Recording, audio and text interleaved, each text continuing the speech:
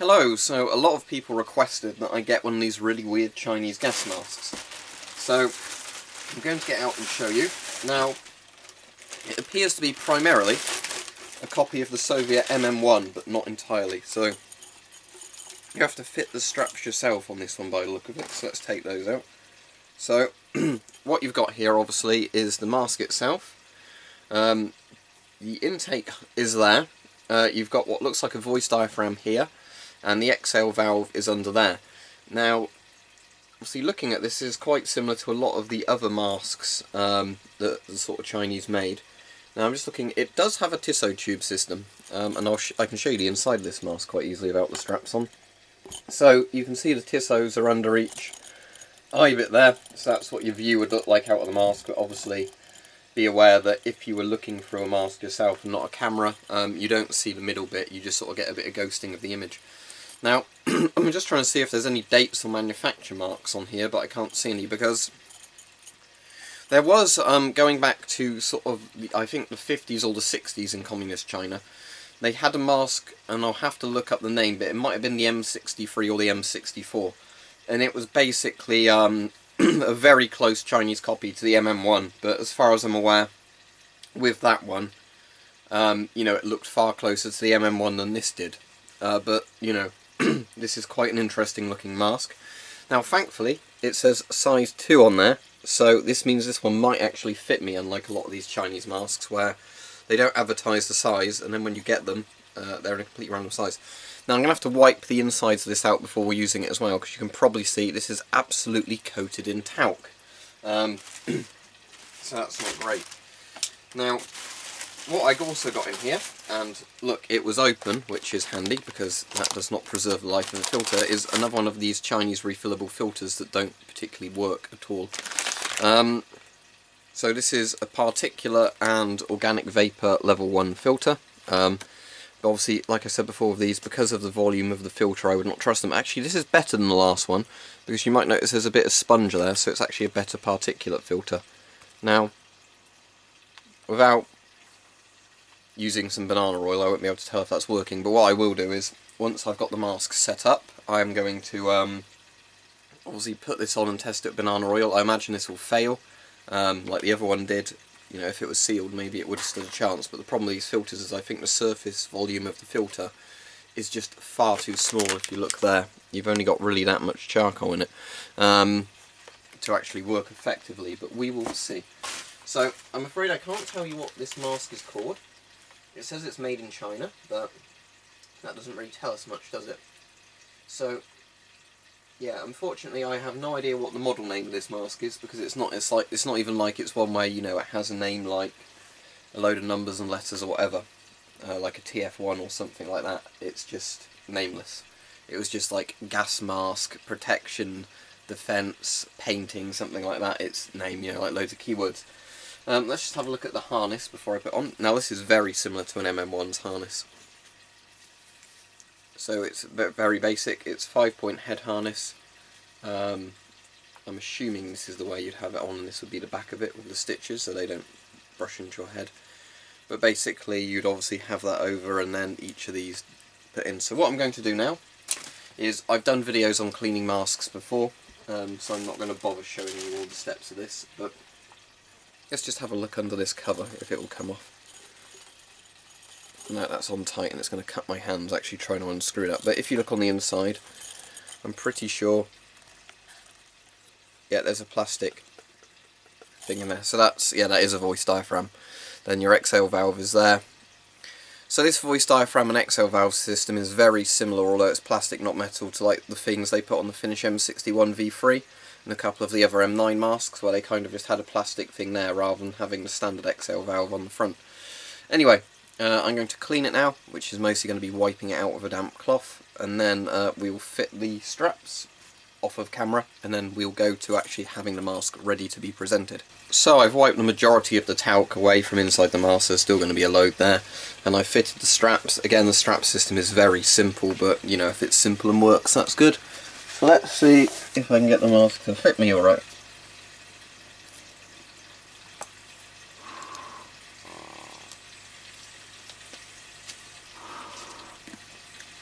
Now the intake valve isn't very good because it's really restrictive on airflow.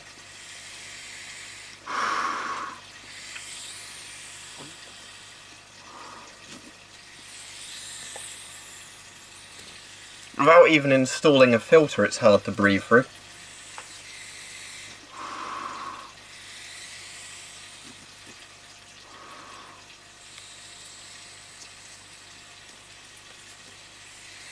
Anyway, let's put the filter on and then we'll give it a test.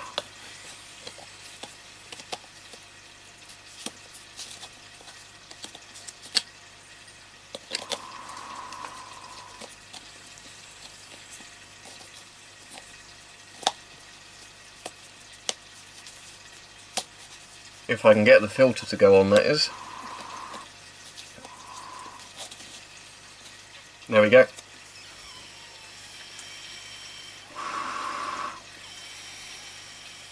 Alright, this would be very good for training your lungs because it's so hard to breathe through the thing.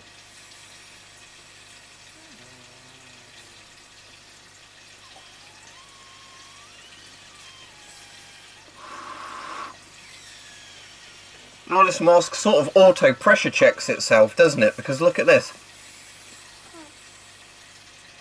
Yeah, right, okay, I'm going to get the banana oil and see if the filter works. Okay, so I had an idea. I've got the banana oil ready, but I've shoved my finger down both the Tissot tube holes because I was wondering maybe if there was an obstruction there that was making it harder to breathe.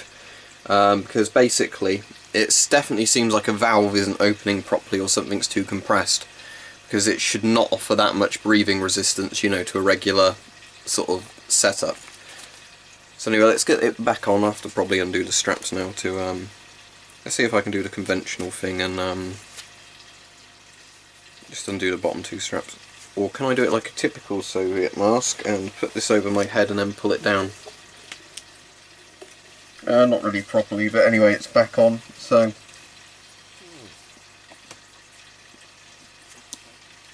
Alright, still nightmarishly difficult to breathe through.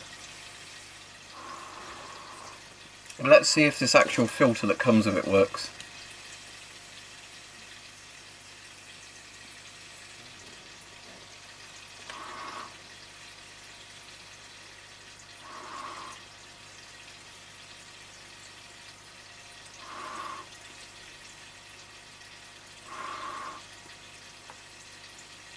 I can smell banana oil around my ears area, so I guess that's not tight enough, so let me tighten the straps a bit more. But the filter actually does seem to be working.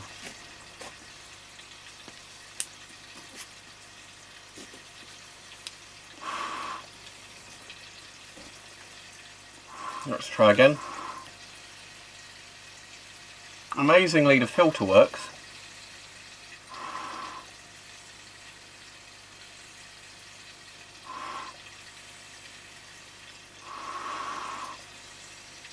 Well, this mask actually works, but it's just very, very difficult to breathe in. So, what I'm going to do is pull this off again, and then what I'm going to have to do is see if I can work out why it's so hard to breathe, because that should not be the case. Now, what I'm going to guess is that somewhere in here a valve is barely opening or not opening properly. So what I'm going to do is just get a pen and poke in there and see if I can free up something. Maybe it's like the exhale valve works, but I'm wondering if this is like with my Chinese TF1, where with that the issue was that the exhale valve often didn't open properly and would get stuck shut. So what would end up happening was that, you know, the mask wouldn't exhale properly. So maybe this is like this but reverse. So I'm going to get a pen and then I'm going to poke that in there, see if I can force the intake valve to at least open a little bit. And then we'll see if I can get the mask working any better from there. Okay, I do believe I've fixed the mask, and it was a really stupid problem. So if you have a look at the intake valve, basically what had happened is somebody had put glue in there when they were gluing something else, and they'd managed to glue shut the inhale valve. So obviously only a tiny bit of air was managing to get around the unglued bit, so I used my tactical pen and an Allen key to kind of poke at the 4 little bits you can get at, till they became unglued. And then I had to get some needle nose pliers and pull the umbrella valve back through on the intake valve so it was actually airtight again. Because otherwise what would happen is after a few inhales it would suck the valve through. So let's see if it actually works now again. So, as said, that's a really weird kind of stupid idea, somebody doing that in the factory, and annoyingly this is one of those things where I'm going to have to undo the straps every time I want to put it on, because it's not got one of those sort of quick strap adjust systems, unfortunately. But, you know, what do you expect from a cheap mask, I guess. But, okay, let's pull this down. I know this is not the ideal way of putting it on. Get my chin into it properly. Tighten that. Ah, hear that? It's breathing properly. There we go, I fixed it. Right, it still seems to be pressurising. Notice it's not auto-pressurising into my face now. Let's see if this little filter still works.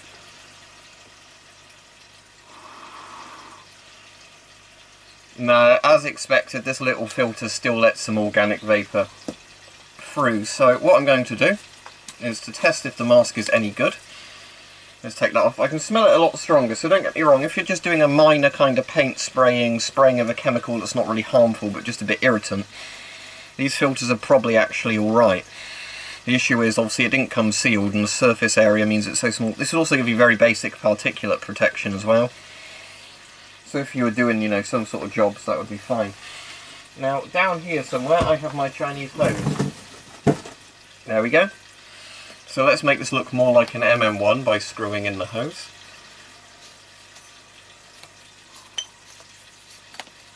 Or does it want to screw the other way now? It's not a brilliant valve on here, I'll tell you that. Or not valve, but how they've done the screw. It's kind of like really far up, so you have to kind of push these in and then screw them for it to grab the threads. Again, I bet this would be easier if I took the mask off, which I don't particularly want to do. There you go, right, that's in now. So, as you can see, I've got the mask with the hose. Now, I think a NATO filter should fit on here fine, so let's use this old Draeger M65 filter that somehow still seems to block vapour. Get that screwed in. Right. Pressurising, okay, good. So now, get the banana oil. Isomyl acetate for the fancy name, and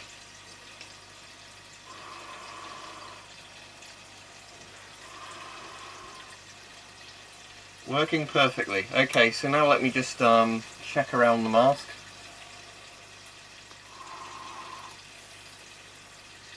I think I can smell a faint bit near my chin, but that could be fixed easily by... ah, crap. Okay, I might have broken the mask. Let's have a look. Luckily it didn't land on my foot, right. Right, very strange. Apparently nothing's broken, but the screw hose managed to fall out without unscrewing itself. So anyway, I wouldn't really recommend using one of these Chinese hoses with this Chinese mask for some reason. Maybe they use a different thread on the hoses and that. Let's just see if the filter, like a NATO filter, would attach directly to the mask, because if it does, that's a good sign. So let me get this off.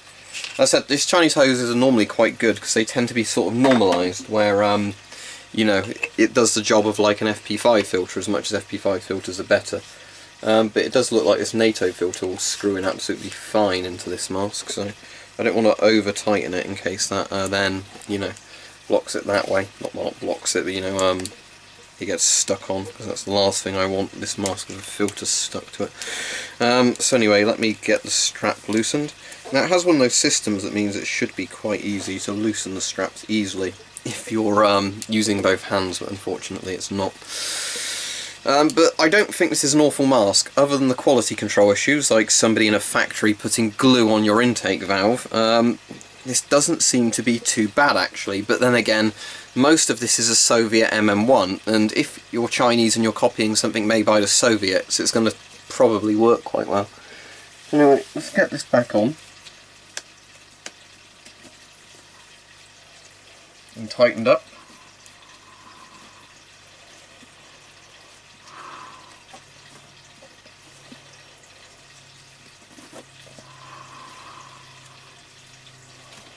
Okay, there we go. So, pressure checking. I can still breathe alright, and let's see, can I... Right, so the filter's working fine. Let's just put the banana oil near the intake. That's still fine, so the normalisation of this does allow NATO filters, or it might just be a NATO screw.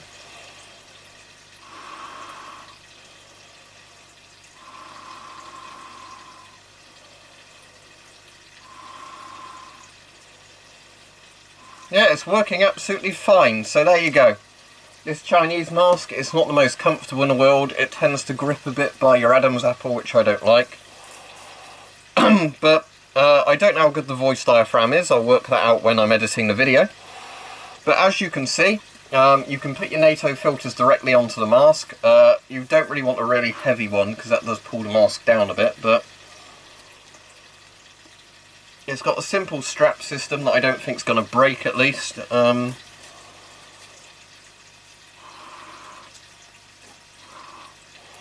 You know, all seems good. It's not too uncomfortable because this is a size 2. Luckily it seems to fit me alright. It's a bit tight on the nose, but other than that it's fine. The Tissot tube system evidently works because the mask isn't steaming up, so well done there. Field of view. My field of view is obviously... This is about... When I move my hands further forward than this I can see them, when they get to about there I can't. So you are locked to be pretty much facing forwards, like within a traditional MM1. But you can barely see any ghosting in the middle, so you've got like very good forward-facing vision. I'm just going to quickly get some binoculars, and I'm going to see how well I can look through them. Okay, so here are some binoculars. Now, I can't really look at much, but I can see if I can look through them, which is the interesting bit of this.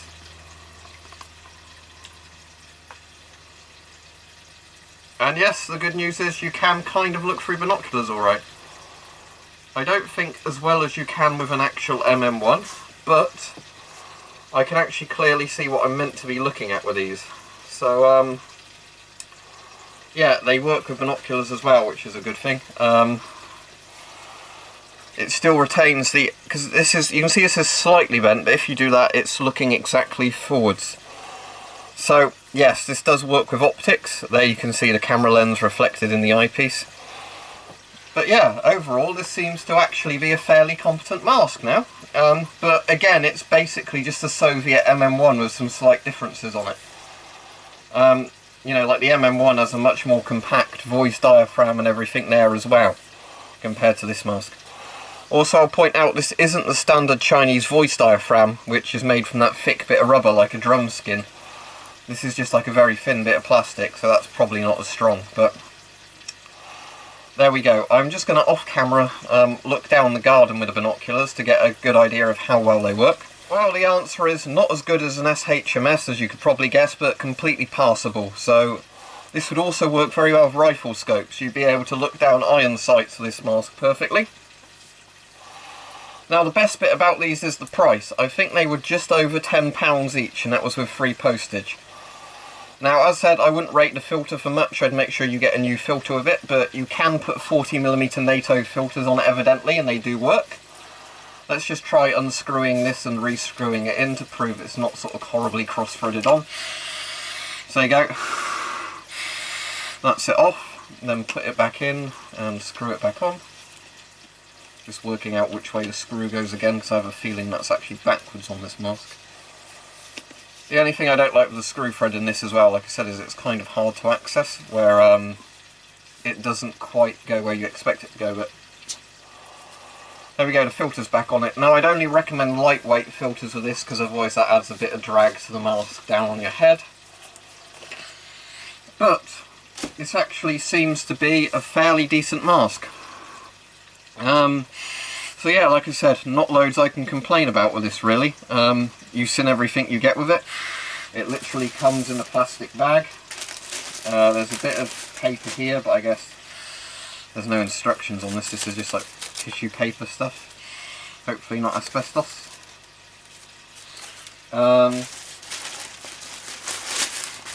You get your filter in its little bag, which, as it gets said, as a proper filter is useless, but for just doing very minor dust work or spray painting, this would probably work fine.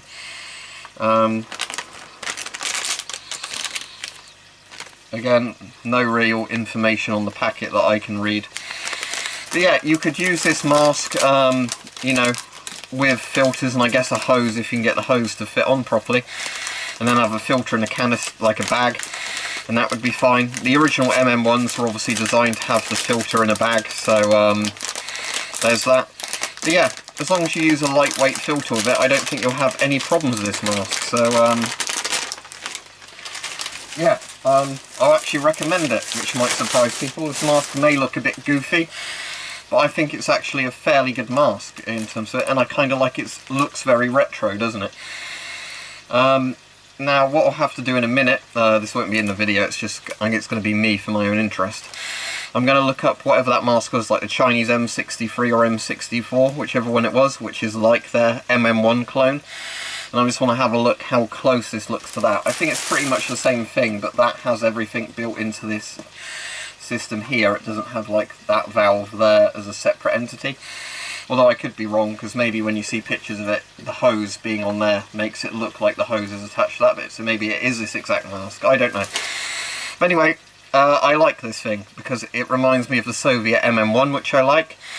When I review the video, I'll tell you how well the voice diaphragm works. But yeah, as much as I bought this expecting it to be a piece of crap, it's actually not too bad at all once you unstick the valve inside.